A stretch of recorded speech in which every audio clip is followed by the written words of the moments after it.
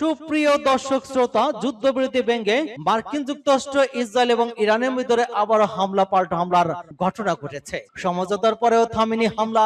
পাল্টাপাল্টি হামলায় ইতিমধ্যে 28 জন হতাহত হয়েছে। ইসরায়েলের ইতিমধ্যে কয়েক সেনা নিহত হয়েছে। কি মনে হয়, এই যুদ্ধ কি থেমে যাবে? ইরানকে এই যুদ্ধ থামিয়ে দেওয়া উচিত? এই সম্পর্কে আপনার মতামত কমেন্টস বক্সে লিখে জানান এবং শুরুতেই থাকবে সংবাদ শিরোনাম পরে বিস্তারিত। সমঝোতার পরেও থামেনি হামলা। পাল্টাপাল্টি হামলায় লেবানন, ইসরায়েলের 28 জন হতাহত।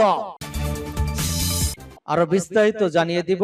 যুক্তরাষ্ট্র ইরান চুক্তির পর আরো নড়বড়ে নেতানিয়াহুর গদি। চুক্তি ভঙ্গের জবাব হবে কঠোর, ইরানের হুঙ্কার। ইরানের উপর থেকে নিষেধাজ্ঞা তুলে নিতে আমরা তেহরানের সঙ্গে এক জায়গায় কাজ করব বলল রাশিয়া। মস্কোর প্রধান তেল শোধনাগারে ভয়াবহ হামলা। আরো থাকছে, হচ্ছে না পূর্ব নির্ধারিত যুক্তরাষ্ট্র ইরান শান্তি আলোচনা। মিত্র ইসরায়েলকে কড়া ভাষায় সতর্ক করল যুক্তরাষ্ট্র। এবং সর্বশেষে জানিয়ে দিব, এক আঘাতে 2 শান্তি চুক্তি ভেঙে দিতে চান নেতানিয়াহু। এতক্ষণ শুনছিলেন সংবাদ শিরোনাম বিস্তারিত। তবে তার আগে অনুরোধ থাকবে, এই ভিডিওতে একটি লাইক দিন এবং কমেন্টস করে জানিয়ে দিন আপনি কোন জেলা থেকে বা কোথা থেকে আমাদের সাথে যুক্ত রয়েছেন। এবং সংবাদের সর্বশেষ গুরুত্বপূর্ণ আপডেট পেতে চ্যানেলটি সাবস্ক্রাইব করে আমাদের সঙ্গেই থাকুন। ধন্যবাদ। সমঝোতার পর থামেনি হামলা। পাল্টাপাল্টি হামলায় 28 জন হতাহত। দক্ষিণ লেবাননের নাবাতিয়া শহর এবং আশেপাশের এলাকায় ইসরায়েলি বিমান হামলায় অন্তত 24 জন নিহত হয়েছেন। এছাড়া আহত হয়েছে আরো বেশ কয়েকজন। অন্যদিকে এসব হামলার প্রতিক্রিয়া হিজবুল্লাহ চালানো পাল্টা হামলায় 4 ইসরায়েলি সেনা নিহত এবং 5 জন আহত হয়েছেন।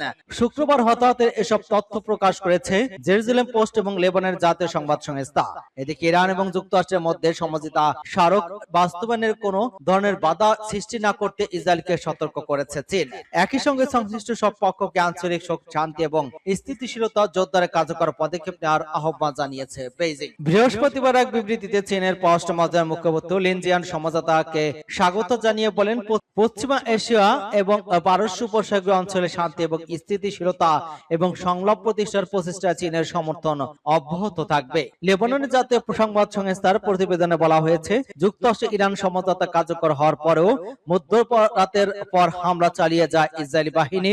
স্থানীয় সময় রাত 2:10 দিকে ইসরায়েলি যুদ্ধবিমান নাবাতিয়া শহর, কাপতার তেবনেও এবং নাবাতিয়া আল ফাউকা এবং রায়নের পাহাড়ি এলাকা একাধিক বিমান হামলা চালিয়েছে। এর কিছু সময় পর নাবাতিয়ার বিশ্ববিদ্যালয় এলাকা, কাফরোস এবং হারুপের রায়দার এলাকা নতুন করে হামলা হয়। এই সময় অন্তত 8 জন নিহত হন। এছাড়া আল আসামি এলাকা একটি বাড়িতে হামলা চালায়, ভবনটি ধ্বংস হয়ে যায় এবং সেখানে এছাড়া আল আসামি এলাকা একটি বাড়িতে চালানো হামলায় ভবনটি ধ্বংস হয়ে যায় এবং সেখানে 4 জন নিহত হন।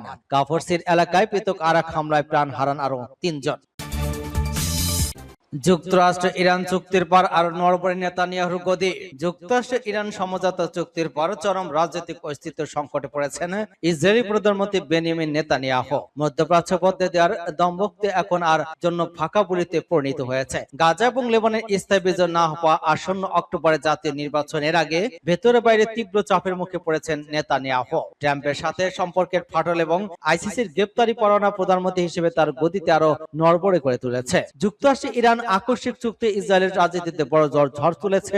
আগামী অক্টোবরের নির্বাচন আগে নেতানিয়াহুর রাজনৈতিক ভবিষ্যৎ এখন সুতোয় ঝুলছে। ট্রাম্পের যুদ্ধ অবসানের সিদ্ধান্ত তার মধ্যপ্রাচ্যে বদলে দেওয়ার দম্ভভক্তি পুরোপুরি ভেস্তে গিয়েছে। চুক্তিতে লেবানন যুদ্ধ বন্ধের সত্য থাকায় বড় ধাক্কা খেয়েছে নেতানিয়াহুর যুদ্ধাঙ্গী নীতি। নির্বাচনে ঘোষণা দিলেও জরিপ বলেছে নেতানিয়াহুর ডানপন্থী জোট বড় পর্যায়ের দ্বার প্রান্তে। দুর্নীতির অভিযোগে আরো 2023 সালের 7 অক্টোবর নিরাপত্তা ব্যর্থতায় তিনি আগে থেকেই বিপর্যস্ত ছিলেন। নজিরবিহীন হামলার পরেও হামাস, হিজবুল্লাহ এবং ইরান এখনো সমারোহে সক্রিয় রয়েছে। এখন বিভিন্ন ফ্রন্টের যুদ্ধে কোনো স্থায়ী বিজয় না আসা বা সেনা হতাহতের কয়েক দশকের মধ্যে সর্বোচ্চ হওয়ার ভোটারদের কাঠগড়ায় দাঁড়াতে হচ্ছে তাকে। নেতানিয়াহুর যুদ্ধ কৌশল তীব্র সমালোচনা করে বিরোধী দলের নেতা ইয়ার লাপিদ স্পষ্ট জানিয়েছেন, তিনি চূড়ান্ত পরীক্ষায় ভেঙে পড়েছেন এবং যুদ্ধে হেরে গিয়েছেন। অন্যদিকে গাজায় ধ্বংসযজ্ঞের কারণে আন্তর্জাতিক অঙ্গনে চাপ বেড়েছে। যুদ্ধাপরাধের দায়ে আন্তর্জাতিক অপরাধ আদালত আইসিসি তার বিরুদ্ধে গ্রেফতারি পরোয়ানা জারি করায় পশ্চিমা বিশ্বে তার গ্রহণযোগ্যতা কমেছে। সবচেয়ে বড় ধাক্কাটি এসেছে যুক্তরাষ্ট্রের রাজনীতিতে তার অতি নির্ভরশীলতার জায়গা থেকে। তার একপেশে নীতির কারণে ওয়াশিংটনের দ্বিপক্ষীয় সমর্থন যেমন ক্ষতিগ্রস্ত হয়েছে, তেমনি বিশ্বস্ত মিত্র ডোনাল্ড ট্রাম্প ফোন আলাপে মেজাজ হারিয়ে তাকে উন্মাদ বলেছেন। মার্কিন চাপের কাছে নতি স্বীকার করে আন্তর্জাতিক স্তরে বন্ধুহীন হয়ে পড়ে এখন সব হারাতে বসেছেন এই যুদ্ধবাজ নেতা। চুক্তি ভঙ্গের জবাব হবে আরো কঠোর, বলল ইরান। ইরানের ইসলামী বিপ্লবী গার্ড বাহিনী আইআরজিসি যুদ্ধ সমাপ্তি সংক্রান্ত সমঝোতা স্মারক এবং আলোচনার অগ্রগতির বিষয়ে ইসলামী বিপ্লবের সর্বোচ্চ নেতার বার্তার পর এক প্রতিক্রিয়ামূলক বিবৃতি প্রকাশ করেছে। এতে বলা হয়েছে, ইরানের জনগণ এবং ইসলামী যোদ্ধারা দেশের রাষ্ট্রনেতাদের সাথে পাহাড়সম দৃঢ় সমর্থন হিসেবে রয়েছে। রাষ্ট্রে ইরানের জাতীয় সম্প্রচার সংস্থা আইআরজিসির বরাদ্দে জানিয়েছে, ইসলামী বিপ্লবী গার্ড বাহিনী শুক্রবার ইসলামী বিপ্লবের সর্বোচ্চ নেতার সাম্প্রতিক বার্তার জবাবে এই বিবৃতি প্রকাশ করেছে। ইরানের উপর থেকে নিষেধাজ্ঞা তুলে নিতে আমরা তেহরানের সঙ্গে একযোগে কাজ করব, বলল রাশিয়া। রাশিয়ার উপর পররাষ্ট্রমন্ত্রী জোর দিয়ে বলেছেন, ইরানের উপর থেকে নিষেধাজ্ঞা তুলে নিতে মস্কো এবং তেহরান একসঙ্গে কাজ করবে। বাস্তুরে জানিয়েছে, রাশিয়ার উপর পররাষ্ট্রমন্ত্রী আলেকজান্ডার আরিবাভ বলেছেন, ইরানের উপর থেকে একতরফা নিষেধাজ্ঞার যৌক্তিকতা নিয়ে আলোচনা চলছে। তিনি জোর দিয়ে বলেন, জাতিসংঘ সনদ রক্ষার জন্য গঠিত বন্ধু গোষ্ঠীর কাঠামোর মধ্যে থেকে এই নিষেধাজ্ঞা তুলে নিতে মস্কো এবং তেহরান একযোগে কাজ করবে। তিনি বলেন, ওয়াশিংটন এবং তেহরানের মধ্যে স্বাক্ষরিত সমঝোতা স্মারকে ইরানের উপর থেকে নিষেধাজ্ঞা পর্যায়ক্রমে এবং ধাপে ধাপে তুলে নেওয়ার বিষয়টি এখন ধারায় অন্তর্ভুক্ত করা হয়েছে। আলিমাভ জোর দিয়ে বলেন, যদি যুক্তরাষ্ট্র এবং ইরানের মধ্যে ওই চুক্তিগুলো বাস্তবিত হয়, তবে কার্যত এর অর্থ হবে জাতিসংঘ সনদ রক্ষার জন্য গঠিত বন্ধু গোষ্ঠীর দাবিগুলো বাস্তবায়ন করা। ইসলামী প্রযোজিত ইরানের বিরুদ্ধে তেহরানের মার্কিন চাপিয়ে দেওয়া যুদ্ধের অবসানের জন্য সমঝোতা স্মারকের খসড়াটি বৃহস্পতিবার ভোর রাতে ইরান এবং যুক্তরাষ্ট্র প্রেসিডেন্টের অনুপস্থিতিতে ডিজিটালভাবে স্বাক্ষরিত হয়েছিল। মস্কোর প্রধান তেল শোধনাগারের ভয়াবহ হামলা। রাশিয়ার রাজধানী মস্কোর একটি গুরুত্বপূর্ণ তেল শোধনাগারে বৃহস্পতিবার ভোরে বড় ধরনের ড্রোন হামলা চালিয়েছে ইউক্রেন। এক সপ্তাহের মধ্যে একই স্থাপনায় কিয়েভের একটি দ্বিতীয় হামলা। রুশ কর্মকর্তারা জানিয়েছেন, সাম্প্রতিক সময়ে ইউক্রেন দূরপাল্লার হামলার মাধ্যমে রাশিয়ার জ্বালানি অপকর্মে ক্রমবর্ধমানভাবে লক্ষ্যবস্তু হয়েছে। বার্তা সংস্থা রয়টার্সের প্রতিবেদনে বলা হয়, মস্কোর দক্ষিণ পূর্বের কাপ্তানা এলাকায় মস্কো অয়েল রিফাইনারিতে কয়েকটি ড্রোন আঘাত হানে। মস্কোর মেয়র সের্গেই সোবিয়ান টেলিগ্রামে জানান, মস্কোর থেকে আসা 4 ডজনের বেশি ড্রোন ভূপাতি করেছে রুশ বিমান প্রতিরক্ষা ব্যবস্থা। তিনি বলেন, বিমান প্রতিরক্ষা বাহিনী এখনো ব্যাপক হামলা প্রতিহত করে যাচ্ছে। ড্রোন ধ্বংসবিশেষ পড়ে একটি শপিং সেন্টারের ক্ষতিগ্রস্ত হয়েছে। মার্কিন সংবাদ মাধ্যম সিএনএন যাচাই করা একটি ভিডিওতে শোধনাগারটি বিস্ফোরণের মুহূর্ত দেখা গিয়েছে। ভিডিওতে স্থাপনার একটি অংশ থেকে ঘন কালো দোয়ার কুণ্ডলে উঠতে দেখা যায়। এরপর আরো একটি বড় বিস্ফোরণের পুরো এলাকা কেঁপে ওঠে। এর আগে মঙ্গলবার একই রিফাইনারিতে ড্রোন হামলা হয়েছিল। সেই সময় সোবিয়ান জানিয়েছিলেন, হামলা রিফাইনারি প্রাঙ্গণে একটি স্থাপনা ক্ষতিগ্রস্ত হয়েছে। হচ্ছে না পূর্ব নির্ধারিত যুক্তরাষ্ট্র ইরান শান্তি আলোচনা।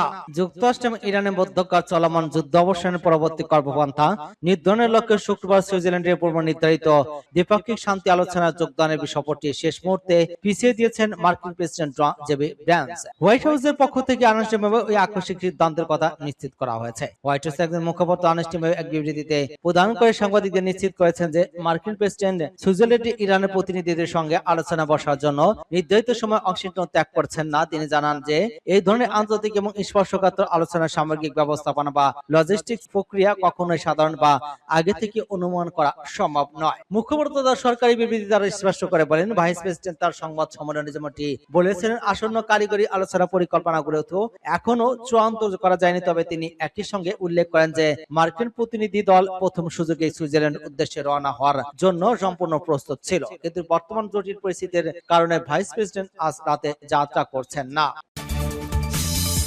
মিত্র ইসরায়েলকে কড়া ভাষায় সতর্ক করল যুক্তরাষ্ট্র। ইরানের সঙ্গে সহসমঝোতা স্মারকের অংশ হিসেবে লেবানন সংক্রান্ত সত্য মেনে চলতে ইসরায়েলকে কঠোর বার্তা দিয়েছে যুক্তরাষ্ট্র। ওয়াশিংটন থেকে আল জাজিরার সাংবাদিক মাইক হানা জানিয়েছেন, মার্কিন প্রেসিডেন্ট ডেভিড ভ্যান্স এবং ইসরায়েলের প্রতি খুবই কঠোর ভাষায় সতর্ক বার্তা দিয়েছেন। শুক্রবার আল জাজিরার প্রতিবেদনে বলা হয়, হানা বলেন, এটাও মনে রাখতে হবে যে প্রেসিডেন্ট ট্রাম্প ইসরায়েলি প্রধানমন্ত্রীর সঙ্গে উত্তপ্ত আলোচনা করেছেন, বিশেষ করে যখন তিনি আশঙ্কা করেছিলেন লেবাননের ইসরায়েলি কার্যকলাপ এই সমঝোতা স্মারকে পাশ করানোর পথে বাধা হয়ে দাঁড়াবে। তিনি আরো উল্লেখ করেছেন, চুক্তিতে লেবাননকে অন্তর্ভুক্ত করার জন্য যুক্তরাষ্ট্রের শক্তিশালী ইসরায়েলপন্থী লবি ট্রাম্প প্রশাসনের সমালোচনা করেছেন। হানা বলেন, প্রেসিডেন্ট ট্রাম্প আগে ইঙ্গিত দিয়েছিলেন লেবানন থেকে একটি আলাদা বিষয়, কিন্তু ওই সমঝোতা স্মারকে আমরা খুবই স্পষ্টভাবে দেখতে পাচ্ছি ওই সমঝোতা একটি অংশ এবং ইসরায়েলকে অবশ্যই লেবাননে কোনো কার্যকলাপ না চালানোর শর্ত মেনে চলতে হবে। এই অবস্থান যুক্তরাষ্ট্রের কংগ্রেসের বহু ইসরায়েল সমর্থক সদস্যদের মধ্যে মধ্যে প্রশ্ন এবং অসন্তোষ তৈরি হয়েছে। তবে ট্রাম্প প্রশাসন এবং সমালোচনার জবাব দিয়ে নিজের অবস্থায় নরম রয়েছে জানিয়েছেন আল জাজিরার ওই সাংবাদিক। এদিকে চূড়ান্ত চুক্তি কার্যকর করতে এখনো 2 মাস সময় আছে। ইসরায়েলের প্রধানমন্ত্রী বেনিয়ামিন নেতানিয়াহু চান না চুক্তিটি আনুষ্ঠানিকভাবে প্রতিষ্ঠিত হোক, তবে যুক্তরাষ্ট্রের সমঝোতার থেকে সরেতে এখনো নতুন পরিকল্পনার পথে হাঁটছেন তিনি। এক আঘাতে 2 শান্তি চুক্তি ভেঙে দিতে চান নেতানিয়াহু। বেনিয়ামিন নেতানিয়াহুর কোনো আক্কেল জ্ঞান নেই, একেবারে ইসরায়েলি সাংবাদিক বারাক রাবিদকে বলেছিলেন যুক্তরাষ্ট্র প্রেসিডেন্ট ডোনাল্ড ট্রাম্প, কিন্তু বাস্তবে ইসরায়েলের প্রধানমন্ত্রী খুব ভালো করে জানেন তিনি কি করছেন। লেবাননের রাজধানী বৈরুতে দাওয়ী এলাকায় বিমান হামলা চালিয়ে নেতানিয়াহু এক ডিলে 2 ক্ষিপ পাখি মারার চেষ্টা করছেন। প্রথমত যুক্তরাষ্ট্র এবং ইরানের মধ্যে সম্প্রতি স্বাক্ষরিত প্রাথমিক শান্তি চুক্তি, দ্বিতীয়ত সেই চুক্তির আলোকে ইসরায়েল লেবাননের মধ্যে যে ভঙ্গুর শান্তি প্রক্রিয়া শুরু হতে যাচ্ছিল তাও। হামলার পিছনে নেতানিয়াহুর আরো একটি বড় কৌশল রয়েছে।